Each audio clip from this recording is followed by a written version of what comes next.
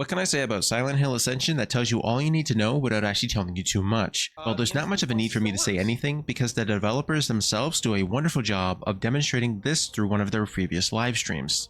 Influence points are the currency here on Silent Hill Ascension.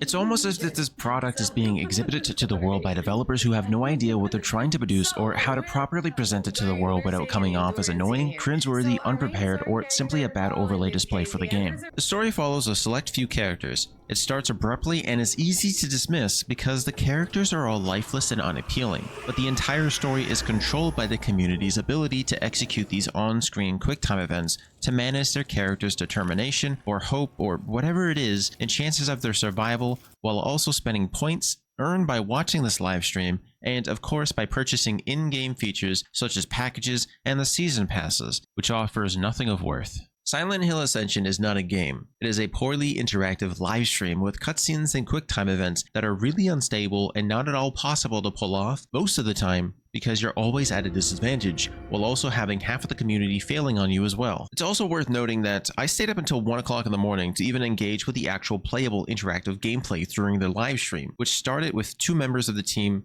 or the PR team, talking about how amazing this is and how much they think that we will all appreciate it. The in-app chat rarely works, and when it does, you can only say so much before the actual moderation policy kicks in and removes what you've just said. The best example of this is when I was watching a recap, one of the characters had said, "This thing is ugly," to which I answered, "No, you're ugly." And you can see the outcome. This is the worst system I've ever seen. The voice acting was terrible at most times, and the visuals were far below the standard that I would expect for a game like Silent Hill. There was a general lack of effort all around. I'm not sure what they were going for with this technique, both visually and with the stillness throughout the entire app. If I have to be honest, it felt like I was playing on Facebook, seeing individuals converse, mostly asking where the actual game is, while also observing how they reacted to those that they didn't like, hoping that they could ban them if they weren't enjoying the show. To me, this isn't gameplay. The only actual gameplay that you have is limited to a few puzzle games, after which you cannot earn anything afterwards, followed by requiring the season pass to unlock more of these, which are also limited to 1 per completion. The only other element in this game after that is waking up at a specific time depending on where you live every single day to interact with a live feed, which isn't that fascinating. The developers are attempting to claim that this is groundbreaking and that the majority of people will find this form of gameplay incredibly fascinating. But the vast majority of people looking to play this game